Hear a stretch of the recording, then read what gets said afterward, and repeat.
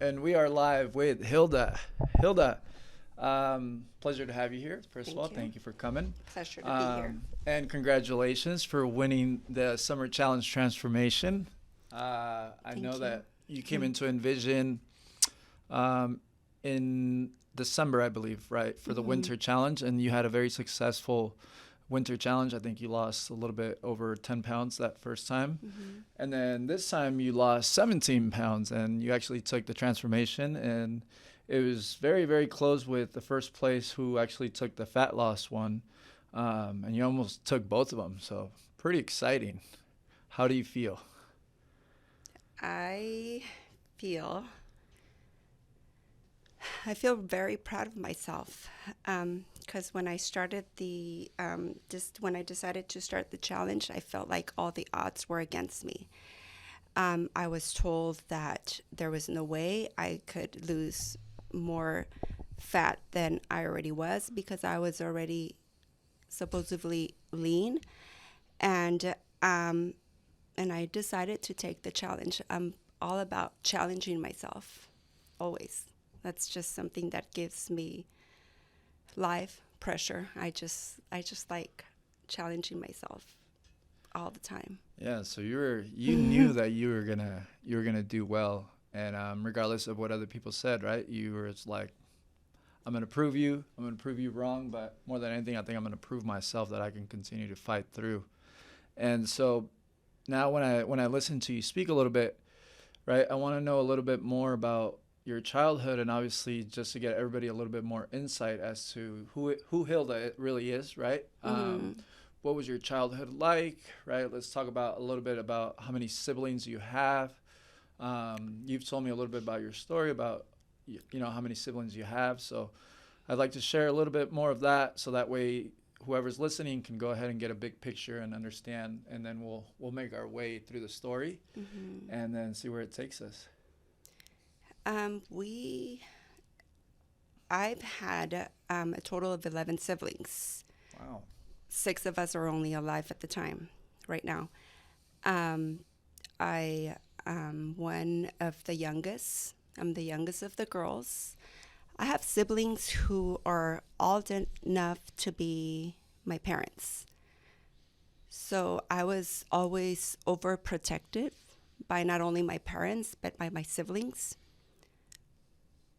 And so there's a huge gap between among all of your siblings, right? Hmm. What's the difference from? Are you the youngest? I have a brother who is 2 years younger than me, Okay. And so what is the age difference from, let's say, him to your first? 22 years old. Oh wow. Hmm. And then where were you born?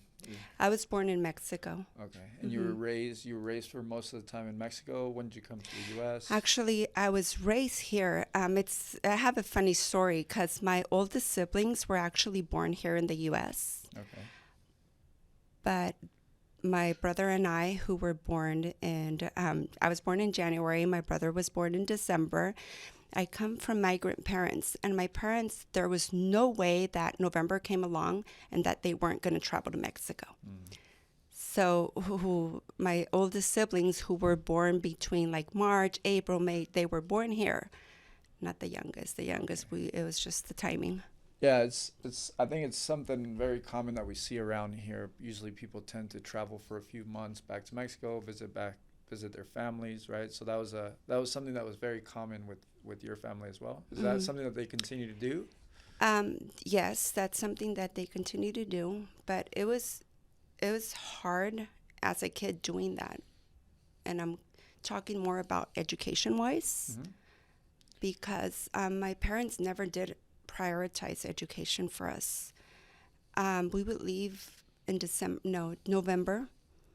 So I would miss school November, December, January, February, March, and I'd be back in April. Oh wow.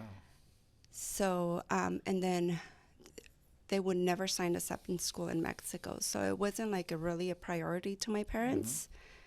So the way I would work myself around, I go back and I think I was kind of homeschooling myself because every time I would ask my teachers to give me homework. So I'd go to Mexico with this big package. And somehow, some way, I would figure out how to complete that package without the help of my siblings, without the help of my parents. I would come back, I would test, I would take the test, and I remember like acing them. Like I had better scores, better grades than my actual friends that were here. So if I go back and I think about it, I pretty much homeschooled myself. That's very impressive. At what age did that start? Since kinder, like I would, Really? I liked school. I liked to read. I like books. I enjoy reading. I am not a visual learner. You can tell me something 10, 20 times, and I'll probably listen to it, and I'll forget it by the time we stop talking. But the soonest I start reading it, the soonest I write it, I can quote you to the word. Like, that's just the way I learn.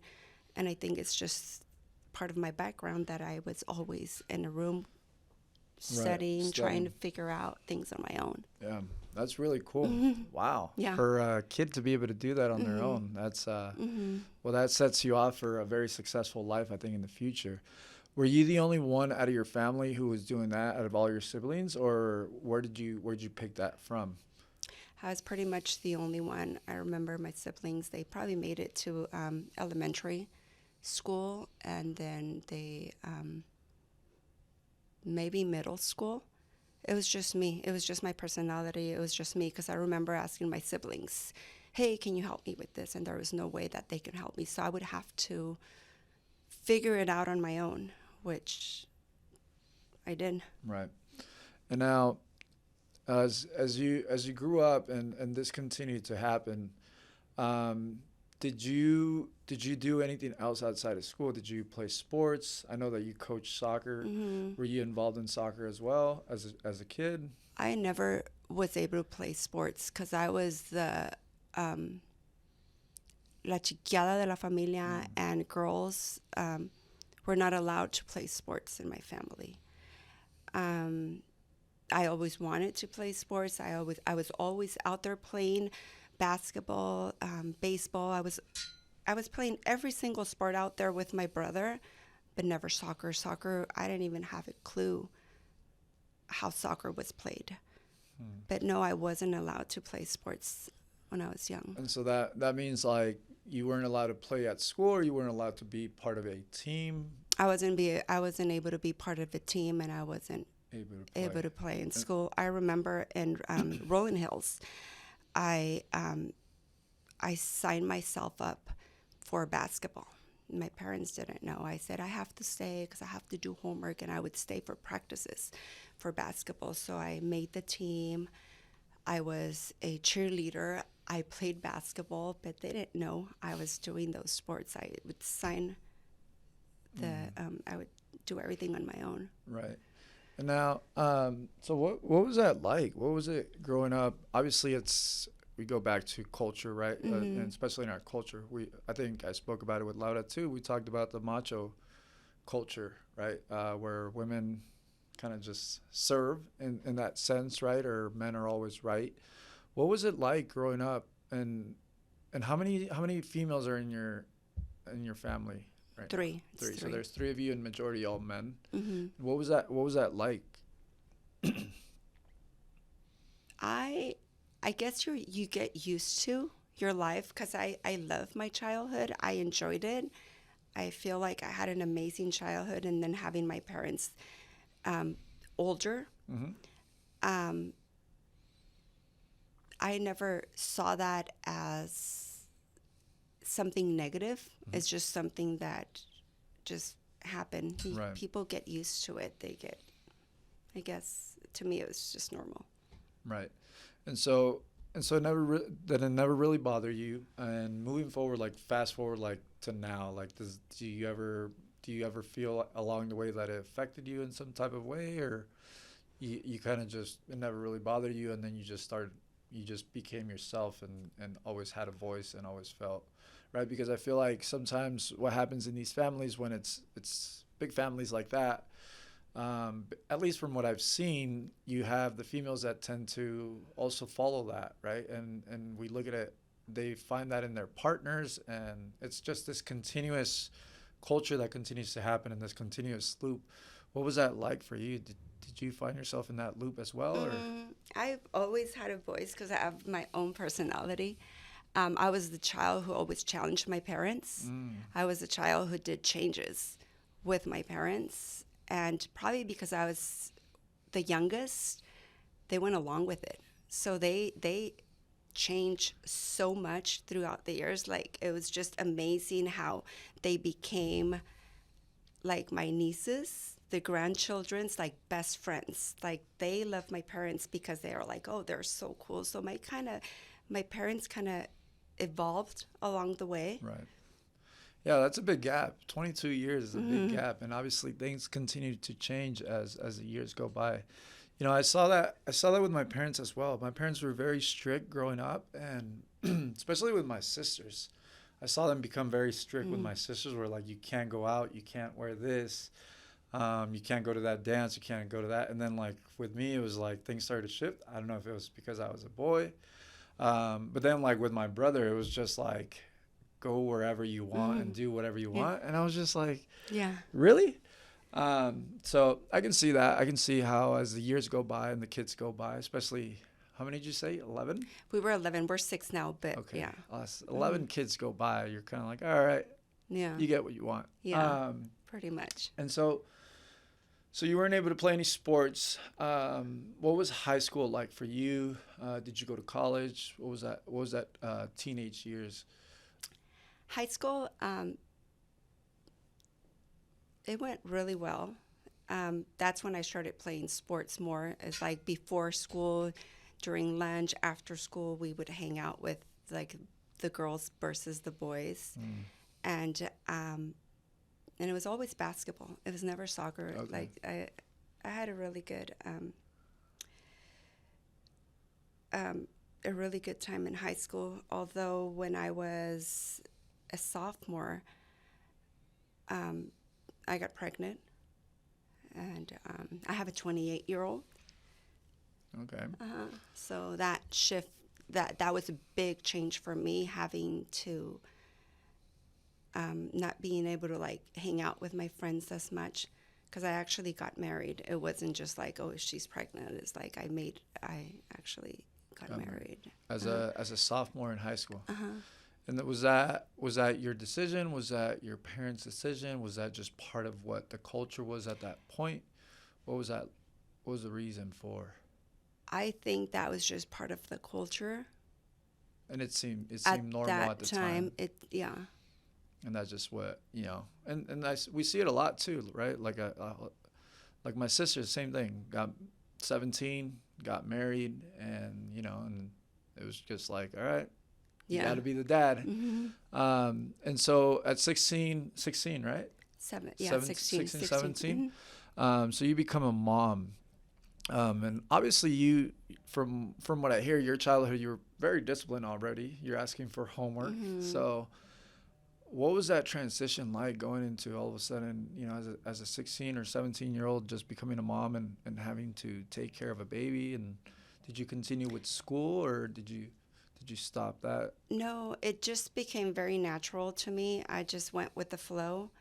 I was pregnant. All of a sudden, I was already away from home. So then I was going to school full time, and I was working. I remember my first job was at Corcoles Jr. And so I worked. And ever since, I've never stopped. So I was always like study, school in the morning, work in the afternoons. And then you were raising this baby. And then I was raising this baby, and I was still going to school, and I was still working in the afternoons. Wow, at 16. At 17. 17. Yeah. Wow. That's very impressive. You don't see that a lot, right? I think now you see a lot of kids getting a lot of assistance from their parents or from their grandparents, which is great, right? I don't think a lot of younger adults are ready to have a baby or even understand how to take care of one. So it's great that they have the support, but to see you being able to do that, that's very impressive. And so it feels like you always had that mother in you. How many other kids do you have? I have 3. Okay. And when was the next one? The next one was 15 years later. Okay, so you're like, all right, pump the brakes. Well, the thing is that I always wanted to go to school. Okay. And after I graduated from high school, I started working full time, and I dedicated my life to this baby. I've always, I was working full time. At a very young age, I started managing one gas station, and then it went from two, and then it went from three, with a mechanic, like smog technician mechanic. Okay. So I was working 8 to 10 to 12 hours a day, and then taking care of this baby that I was caring for. And I was super busy with her because when she was 8 months, I already had her in swimming classes. As she went along for a year, she started doing Taekwondo. By the time she was 12, she was already a black belt. She was doing like 4 different sports at a time. So here I am working, getting off at 1 or managing my schedule, taking her t-ball, soccer. Like I've always been super, super, super busy. Yeah. Uh-huh. Seems like it, man. You're running on fumes, and so, yeah. I mean, well, now that I hear your story, and obviously we hear about what you do now, and coaching the girls, and it sounds like you're jumping from one place to the other. I think a lot of people always wonder, like, how do you do it? Like, what is that like? Because I know I hear a lot of stories, right? I hear a lot of people's schedules, and some people just, as soon as something goes off, it's like it all falls apart. And to hear the amount of things that you juggle, and just to be able to keep going every single day, and what is that like? Like, how do you handle that? I think I just don't have time to complain. I just get things done. And I always try to manage my time the best way as I can, because as I was working and taking this little, taking care of Brianna, her name is Brianna, taking her all the sports, I managed to put in some time for myself too. Then I decided that I didn't want to be in the business. I didn't want to continue to be in the business industry because I had been doing it for 10 years. And I decided that I wanted to go back to school. I wanted to get a degree. So I never stopped working. I never stopped her sports. And then I started college at the same time. And it'd be classes from 6 to 9, 2 times a week. Studying in between. I was waiting for her sports, or while I was running in the treadmill, I'd be studying. So I've always been super active. And I've never had time to like complain, oh, I don't have time for this, I don't have time for that. Well, I just feel like you want something, you just have to go out there and get it, make the time.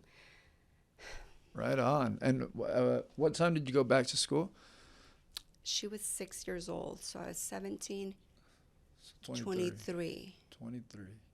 And then what was the degree that you went after? I went after the registered dental hygienist degree. And so is that what you currently do at the moment? That's what I've been doing for 18 years already. You like it? I love it.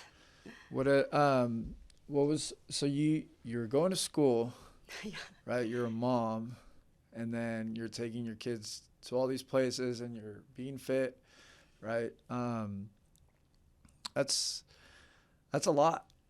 That's a lot. And when you look back at it, like, how does that make you feel?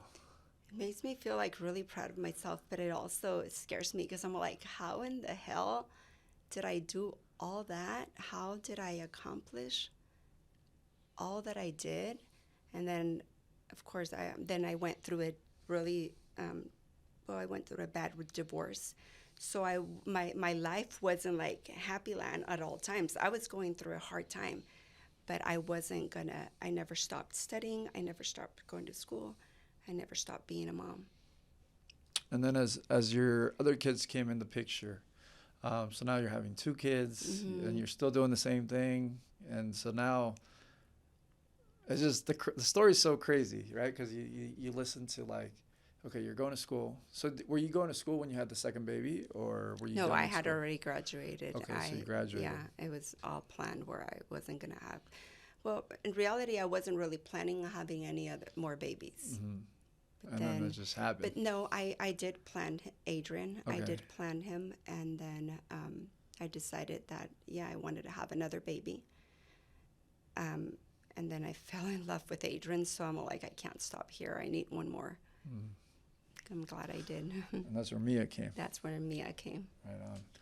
And so, where does soccer come into the picture? Because I know that you coach. You coach at PV High School, right? You coach for PV United, and then you coach for ODP, which is a select team. For those of you that don't know, where did all of coaching come into play? Well, my oldest, she was always in different sports, and when she was playing soccer at a very young age, my husband at the time was coaching, and I was more like the team mom. So then that's when I started falling in love with soccer. Then we decided that we wanted to. My husband at the time played soccer in high school and college. So then I got invited to play indoor soccer, and that's where I fell in love with it. I am very competitive. I love to run, and it just became natural to me.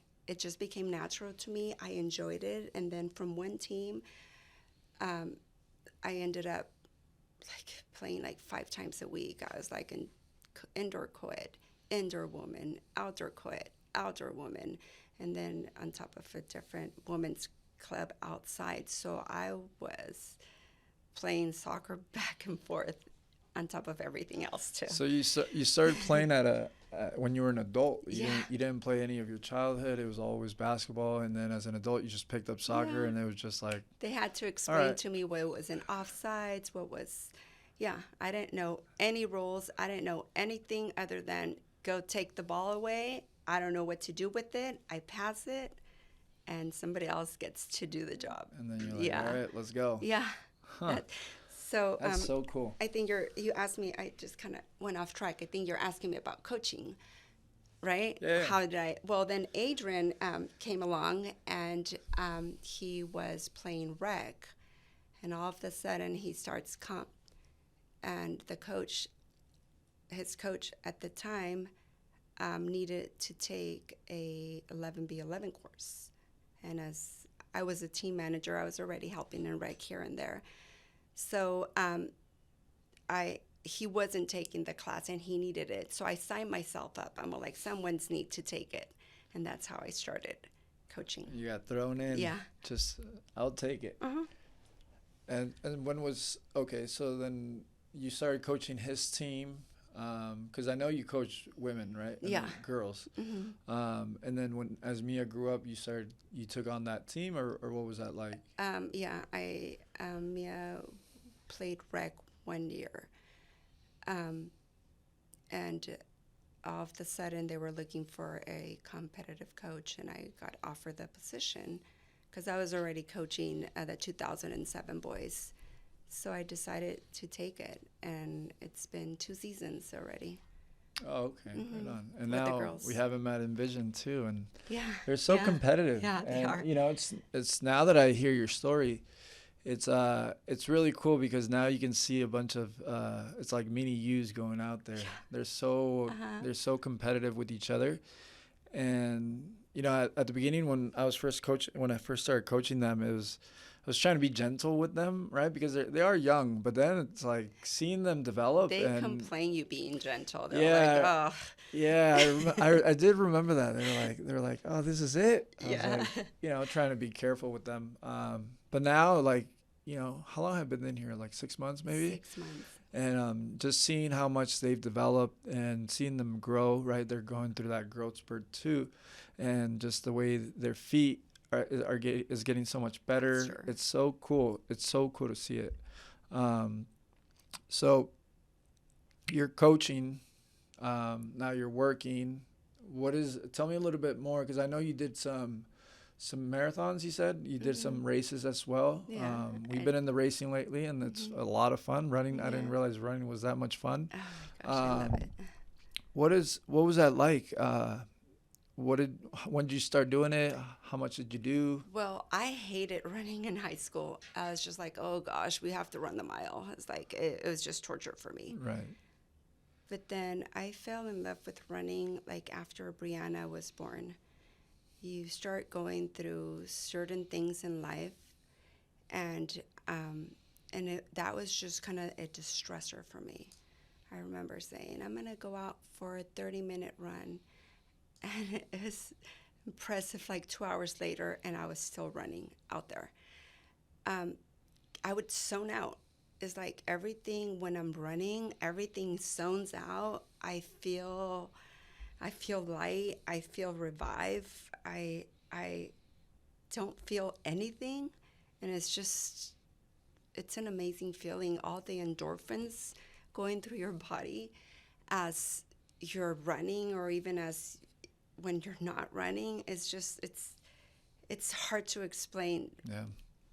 Yeah, it's a really cool feel, especially on the longer runs. I think that's where I started experiencing a lot of it. I think I got into it for the same reason, right? It's difficult moments in my life, and I think it's like it hits you after a certain mileage, right? You hit like 15 miles, and then all of a sudden your brain just starts taking off, and it goes into this very, very interesting world, and you're like, oh my God, what is happening? Yeah. Right. And it's addicting. It gets really addicting. And I think, that's one of the reasons why now I try to pursue a little further and a little further and a little further. And then you start realizing like, wow, the body can handle a lot of pain, more than you think. Right? And the more we do this, the more, one of the things that I started experiencing was, if I can handle this amount of pain, like, then the rest of the day, it's like, I'm good. Mm-hmm. Like, the whole place can come down and I'll be good. Is that something that you experienced as well as you were going through these moments? Absolutely. And then what are some of the races that you did? I did Big Sur. I did the Nike in San Francisco. I did some in Santa Barbara, Santa Rosa, and then just the local ones here. Mm-hmm. So And how long has it been that you've been? It's probably 15 plus years. No, or even more than that. It's probably because Adrian wasn't even born. Probably like 18, 20 years ago. Since you've done it. Mm-hmm. And you haven't done it since you just started? The thing is that I think I overdid it. Yeah. And I overdid it with soccer and the amount of running I was doing weekly, that I flare my knee. And I flare my knee, so I stopped running out of the blues. And then I turned into cycling. Okay. I started road cycling and then mountain bike riding, which is my favorite because it's probably harder. It's tougher. Yeah. You can actually feel it as you're going up the mountain, and then that adrenaline going down the mountain. So then I turned into that. I turned and I stopped running completely till lately when Envision, you guys started running, and I think it was Nancy who said, let's do the wharf to wharf. And I said, I was kind of like not sure if I really wanted to sign up for the wharf to wharf. And I said, I don't know. And then she's so like, I'll challenge you. I'm all like, Game on. Yeah. So then I decided to join. I'm all like, hasta gatas la termino, but I'm gonna go for it. So then I started running, and it just felt so good. Like starting to run again. It was just like if I had never stopped running before. Right. It was just an amazing feeling. Right. Mm-hmm. That's awesome. That's really cool. And so now let's talk a little bit about Envision, right? Because I saw you come in, and it seems like everybody knows you. It seems like all of Watsonville, every single person that you run into, it's like you're saying hello to this person, hello to that person. And I'm like, how does she know so many people? Why are you so well known?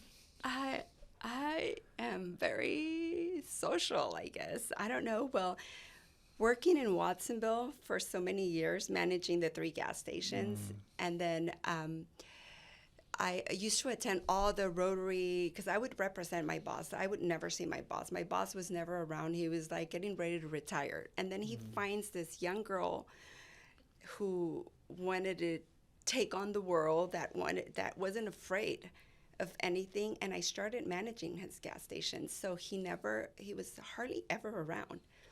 So I just got off track. I was going to say something. Yeah.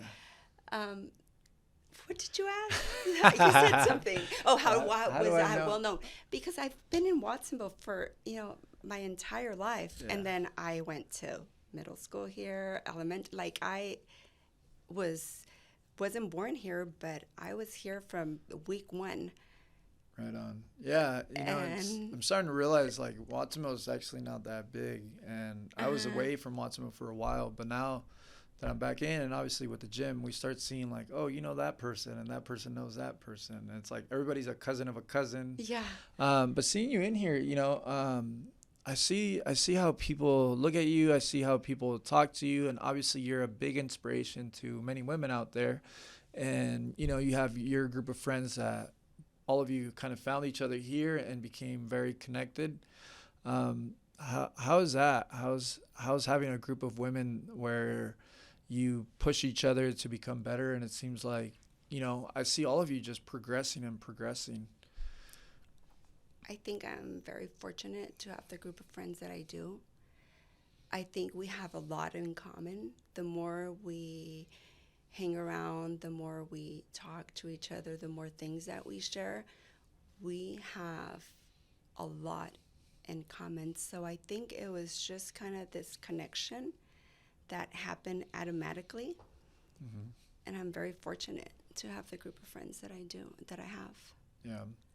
Yeah, it seems like you guys are very, very close to each other. And it was quick. I mean, you've only been here for 6 months, so you're good at making friends.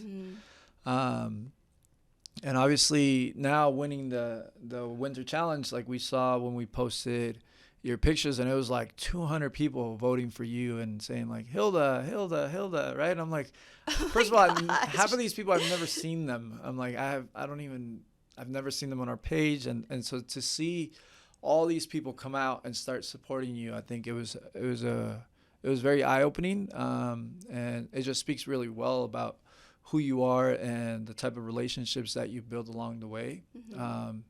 So congratulations for that. That's very impressive. And obviously one of the reasons obviously we have you here is because we want to continue to share your story, and so other women can continue to look at you and say like, wow, like that is the reason why I follow her. And like I said, I think everybody has a story to tell, and it's very easy to just kind of put an image out there and say, this is her transformation and this is how she looks and this is what she did. But when they listen to your story now, it's like, oh my God, like this lady has been working hard since kindergarten, right? Like she's been asking for homework. It's this perseverance that has never stopped, right? And so what is a message that you may have for someone who might be listening to and, finds themselves in a dark place, or feels like every time something goes wrong, they tend to give up, because I think a lot of people find themselves in that situation. Is there a message or something that has worked for you in the past that you could pass on?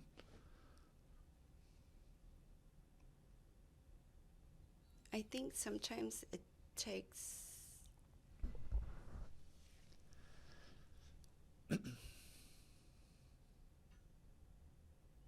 sometimes all you need to do is, to me, is accept yourself for who you are,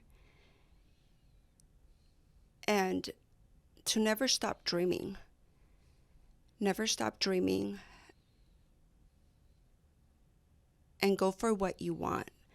Like, I think everything is possible. If you set your mind to do something, if you actually,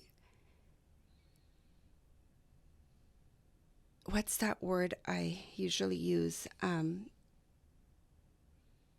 It's not going to come to me, but if you set your mind to do something and you fight for it, and you really want it, and that you're honest with yourself, that along the way it's not going to be easy, because nothing is easy. Everything is hard. Everything in this world is hard. You just have to be a go-getter. And if you can't do it on your own, surround yourself with people that can support you with it. Because sometimes we can't do things on our own. Sometimes we want to be superheroes and we think, I can do this. We're afraid to ask for help. Yeah. And I think that's something that I'm not afraid. I'm not afraid to ask questions. I'm not afraid to ask for help. I'm not afraid to fail. A lot of people are afraid to fail, to embarrass themselves. I'm not. I think I'd be more embarrassed not trying. I love that. That's very, very powerful. Yeah, I 100% agree with you. It's the failures, right, that guide you in the right direction. And I was just having this conversation. We have a kid that we're mentoring right now, and he's Daniel. You know Daniel. Danny. Yeah, he's a great kid. And I was having this exact conversation with him today, saying, sometimes those failures and quote unquote failures that obviously lead to a lot of success, they're difficult. And I think a lot of people get caught up into that slope, that downward slope, and they don't realize that, you're going to be rising very soon. Mm-hmm. And you only learn from the mistakes you make, right? If everything was perfect, then we wouldn't be after anything, right? It would just be a perfect world, and obviously Mm-hmm. it's not.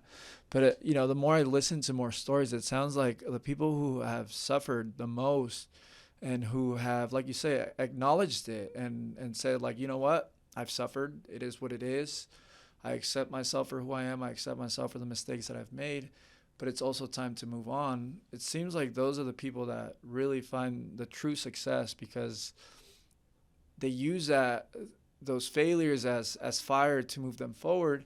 And instead they switch that mindset of being a victim into like, hey, it's time to, this is just a training ground, like we're going. And it sounds like that's something that you faced along the way, and you just like, let's go. And so now that you've done it so many times, right, you've done it over and over and over again, and you've faced all this adversity, is that why you love coaching? Is that one of the reasons why you feel like you're the right person for these girls to push them forward? And what do you do with them? Like, what is your goal with guiding these young ladies?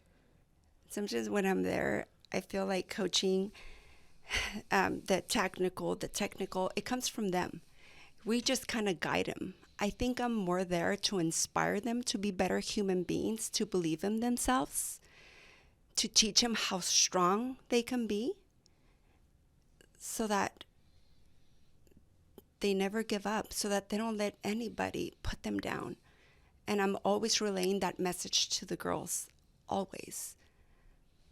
Yeah, I think that's huge right there. I feel like every kid in this world needs someone like that, who's very strong. And that's one of the main reasons why I push sports on so many kids and on so many parents. Now obviously having Luca and seeing what being a father is like, Mm-hmm. you know what I mean? There's so many distractions out there, and we live in a building with multiple kids, and I see some of these kids, and they're just walking with their heads down. They can't talk now. Social media's out there, and it's tough. It's a really tough world that kids are living in right now, and it's amazing that that those girls have someone like you who can push them and have real conversations, because I think that's something that doesn't happen as often anymore. I think majority of the world is slightly disconnected, and I think we've gotten away from having real life conversations. And I guess it's social media. I guess it's easier to just live a life on social media than instead having real conversations. So I think it's really amazing what you're doing with those girls. And once again, I want to congratulate you, because, Thank you. I get to see them every Wednesday. Mm-hmm. And, it's one of my favorite hours of the week, right? Because they have so much energy, Yeah. and you can just feel the competitive side in them. And they're like little grown-ups, Mm-hmm. right? And I've coached multiple teams, and I've coached multiple age groups, and I underestimated those girls, because I was like, the first time, like, once again, with kids, like it's my first time being around a very young baby and seeing Luca and stuff like that. And I'm starting to understand, like they understand at a very young age. And I think if you don't baby them, if you just talk to them like an adult, they pick up the concepts of discipline, of perseverance, of, they pick up everything that you can give them. And I think sharing that with kids is very important. And so it's really cool to see you doing that with them, and the way I hear you speak to them is so cool. I love every little bit of it. And I think that's probably one of the reasons why obviously you coach for Aptos and you coach for ODP. I know you got that promotion, right? Yeah, for ODP. I'm team managing the 2008 girls. What is that experience like? Now you're traveling all over the place. It was one of the best experiences I've come across. Being around so many talented people, the players, it's seeing how like everybody comes from like different cultures, but then soccer kind of unites you, and you're there for such a short period of time, but you make these connections with the girls. They, I don't know, it's just such an amazing experience. I can even explain myself how rewarding and how fortunate I feel by having to do that. It's just amazes. Yeah. I feel it's just the best thing ever. Yeah. And I think obviously that level is fun. Yeah. I think as kids get older and you're coaching kids that already are gifted. Most of them are gifted, right? And they understand the game very well. It's a lot of fun. Yeah. And obviously the traveling, it's fun. It's fun to get invited and know that you're in the top 20 of the region, and as a coach to be able to have that as well and have that title of a mentor, of a leader to these girls. And I'm sure they're very fortunate to have you there. And so now let's talk a little bit about how you came into Envision. Okay. So we go through all this right now. We understand who you are, what you do. Okay. Why does Hilda come into Envision to get coached, first of all? Why does a coach get coached? So I'm going to be super honest. Yeah. I've been invited to Envision for a very long time, and I never thought Envision was what it is. I always thought it was just like a typical gym. I never even bothered to research you guys or to see where you guys were at. And I would say, like, I'm busy. I'm good where I'm at. But November of last year, my friend Liz, she calls me and she goes, "Hey, do you want to join me for a workout?" She didn't say, "You want to come to Envision." She said, "You want to join me for a workout?" If you know me well, I never say no to workouts. I was supposed to go out of town, but then I'm like, "Well, who's working out?" She goes, "Oh, the girls," and she gives me the names, and I'm like, "You know what?" She goes, "Let's go to breakfast after." And then I said, "Will there be mimosas?" And then she goes, "Absolutely." So I'm like, "Okay." So I go and I tell my kids, change of plans. We're not leaving tonight. We're leaving tomorrow. After my workout, I'm going to meet Liz. I hadn't seen her for a while. So then I come to Envision and I take that class, and to be honest with you, I was just probably, as a lot of people, I was kind of disappointed. Mm-hmm. I was. But I was excited over breakfast. So we went to breakfast. We're there, and then Liz goes, "Let's do this challenge with me." And I had already said no. But then at the end of the breakfast, she goes, "Hilda, you got to do this challenge with us." So I go, and I'm very, como bien instantánea. I go and I register. Once I register, I'm already in this challenge. So now I have to do good, right? If I'm going to do good, I want to see what you guys are all about. So that's when I joined the classes. Mm-hmm. And you were offering 3 days a week. And I said, that's not enough for me, and I don't want to be back and forth. So I asked you, I said, I want to do 5. So I started doing 5 classes, and I started enjoying it along the way. But for the first 2 weeks, I was working out, and then all of a sudden I'm here getting like warmed up, and I'm like, okay, what's next? And they're like, no, class is over.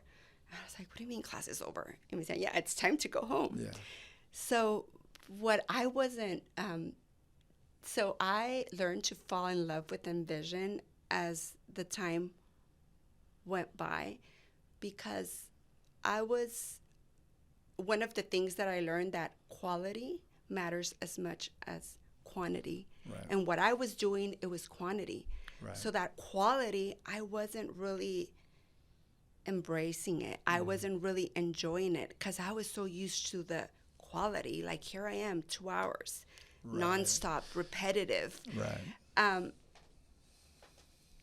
And then coming to Envision was one of the best things I've done for myself. I think that Envision, well, I know it's not just the typical gym. Envision is a community, and it's a community full of leaderships and trainers that I feel, and I know that they care. They care, and they hold you accountable to your goals.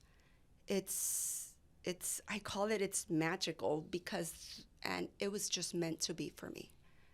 It was meant to be for me because I was already starting to go into a different route, and the way I stepped into Envision, the way it happened, the way I joined, it was just kind of like, it was just meant to be. Yeah, the world spun in your way. Yeah. And so, future reference, we're offering mimosas and we're offering money for everybody that comes in.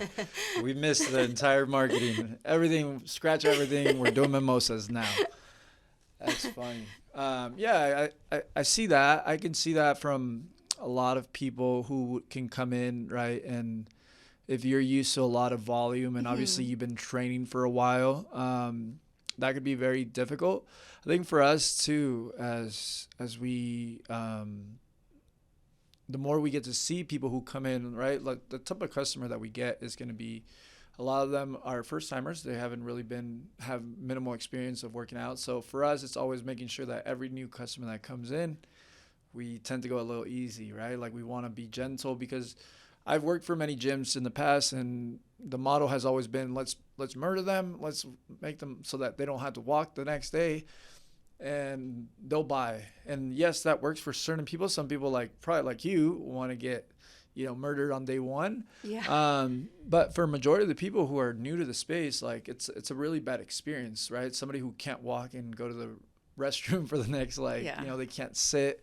It's a really bad experience. And so we've tend to be a little bit more gentle on new customers. And, sometimes it's difficult, because for some people it might be a turnoff.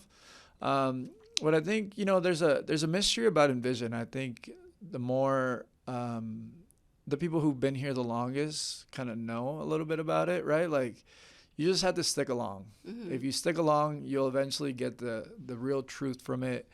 And it's like you said, it's a community. It's, you start finding your people who you can surround yourself with. You realize that it's more than just a gym. It's all the events that we do. It's being pushed at all the times to, hey, why don't you do something else? Why don't you try this other goal, right? And it's beyond weight loss. It's not just about weight loss. Most people don't get the weight loss at the beginning, as a matter of fact, right? And because we're building this foundation and we get a lot of different types of people. And one of the things that I've focused the most has been on everybody's story instead of focusing on the weight, right? Mm-hmm. Because if we can't build a foundation first, if we can't understand what is happening in your life, Mm-hmm. what is everything that's bothering you, there's a reason why you can't lose weight. There's a reason why you're not getting results. Yes, it could be that maybe you were doing too much volume and you were not eating enough and you were not resting enough. That's a big part. But if I can't get you to listen to me because you're stuck on that mindset and I can't understand where you're coming from, it's really hard to work with each other, right? And so one of the things that I think Envision offers is we take the time to understand you and to get to know you, and I think that's something that a lot of the gyms now have lost, where they focus more on the, the type of lights and the type of music, and let's just make everybody just do 200 reps in each workout, and it's more than that. And I think that's where the fitness industry needs to shift more, because obviously there's plenty of technology out there. There's plenty of trainers, and America is still obese. And once again, one of the reasons why we're doing this interview is because we need to learn a little bit more about each other and just slow down and really understand what the real story is behind. Because once we dissect all of that, and we, once again, like you said earlier, acknowledge who we are and what we're going through, then we can start making change, and then we can really start inspiring people. And one of the biggest things that my goal has always been is I don't want to change everybody, right? We always hear of coaches saying, like, I want to change the entire world. No, I want to create leaders. My goal is to create other leaders and give them those little qualities and sharpen their qualities so that they can inspire more people. And this is what we're doing now, right? That's why I said it's a community full of leaders. Cause we bring you in, and then all of a sudden you let your magic happen. And, like I said, you have 200 people who are sending all these messages like, vote for Hilda, vote for Hilda. And you see this trickle effect happening, right? And so that's who we are, and I'm sorry we were a disappointment the first 2 weeks. I will make sure that let me say something. We're going to offer mimosas from now on. No. 3-day pass with free mimosas for the first 2 weeks. I don't mean it that way. I think it was more that you guys were just taking it easy on me, hoping that you guys didn't kill me, not knowing that I was hardcore, because right now I feel like classes never get easy. I keep telling Jordan, I feel like it's going to get easy, and they never do. You're always being challenged at all times, whether it's like going up in weight or changing reps. And the best of all is that when you're giving out those workouts, which are very knowledgeable to me, let me say, because Jordan is amazing in giving, he backs up his knowledge with science.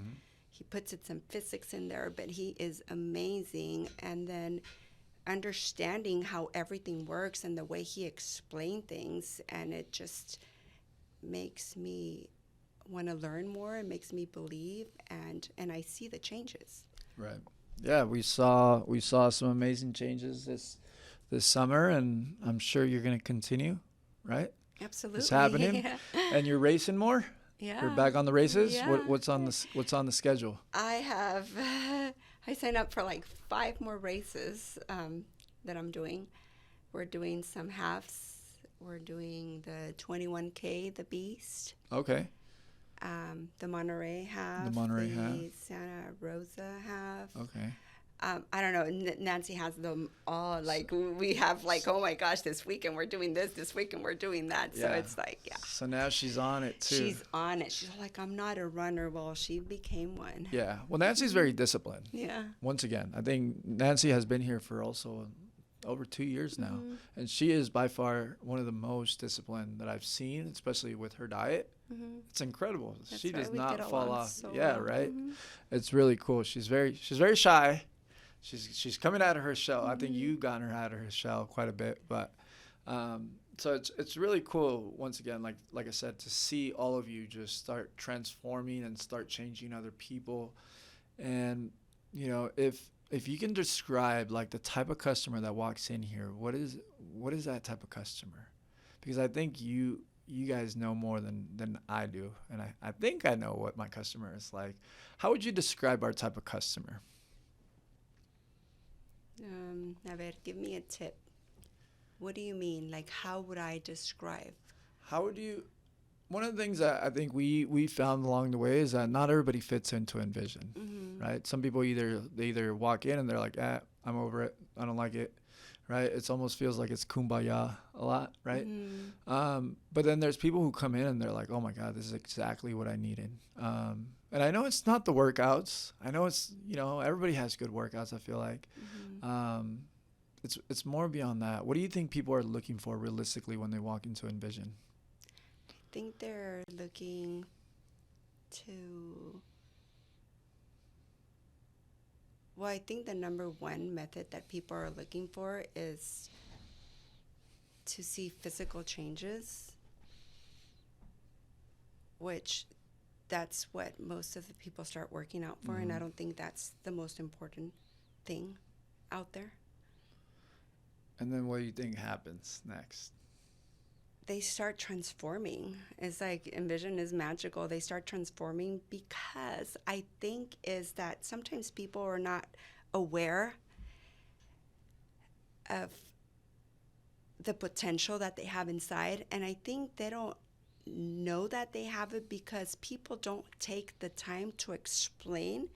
They don't take the time to teach them.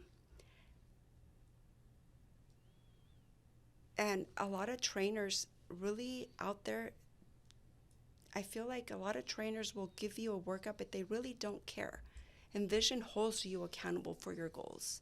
I feel like they care. So I think that once you feel like someone cares about you, they are more willing to try out new things. And that's what I see in Envision. People are trying new races.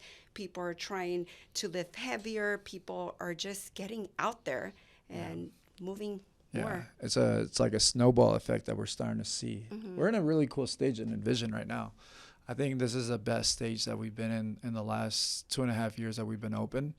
It's really cool to see how the community has developed. And I think part of it too is, like I was saying, is we've been able to develop some leaders within the community now, and some have just walked in and with those qualities. And I think you guys are the ones that have really pushed the needle forward in helping us push the brand. And you know, like I said, you walk in and Hilda is saying hello to every single person that walks in the gym, and she acts like she's the owner of the place, right? Which is cool. I love that, right? That's exactly what we want. We want everybody to walk in and feel welcome. And, you know, so thank you for that. And you know, it's amazing. It's amazing to see what human connection can do, because, you know, it's very difficult to change. And we see it, once again, a lot of in our culture where people try to change and then everybody else tries to pull you back, right? And it's really unfortunate. You know, you get made fun of because you're trying to start a new plan. And when you walk in here, it's different. It's like, no, you should actually do more. Why don't you try something else? And, you know, I hope that this can continue, and I hope that, well, you're signed up for quite a bit of time now. So I hope that you can continue to inspire more people in our gym. And, you know, obviously you're a leader, and thank you for that. I really appreciate you taking the time to tell us a little bit about your story. And I hope you can inspire more people with putting your story out more frequently. I know it's hard, but I think you have something very valuable to share. And I think the more we do it, the more change we can make in this community. And I'm just talking particularly Watsonville. And I think a lot of people are waiting for that. I think we come from a place where we're very closed, and we try not to share a lot of our personal life, even though it's everywhere on social media. But, you know, I think it's being vulnerable is really difficult. So thank you for allowing us to tap a little bit into your life and share that with you, because I'm sure there's a lot of people listening right now that are very proud of you. And so if you have any message out to them, go ahead and say it. I might.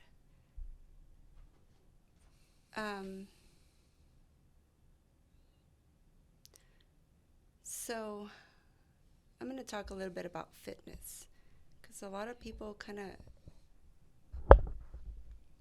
they tend to prioritize fitness. And to me, it's different. So many people think of fitness as a way to improving physically. But throughout my journey, I realized that I learned far much more about myself internally than I did externally. As satisfying as it is to see your body change, to see the how everything changes, how everything tones up, how everything looks. Looking back at my journey, I feel that the lessons learned along the way, I learned to appreciate those lessons far much more than the apps that I develop. For these are the truly priceless things that can only be taught and not bought. And I think I found that here at Envision.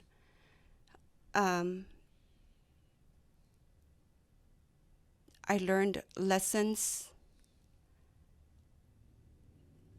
that helped me exfoliate, I can say, or that helped me explore, to shift my mindset, to stop criticizing every single part of my body and start believing in me.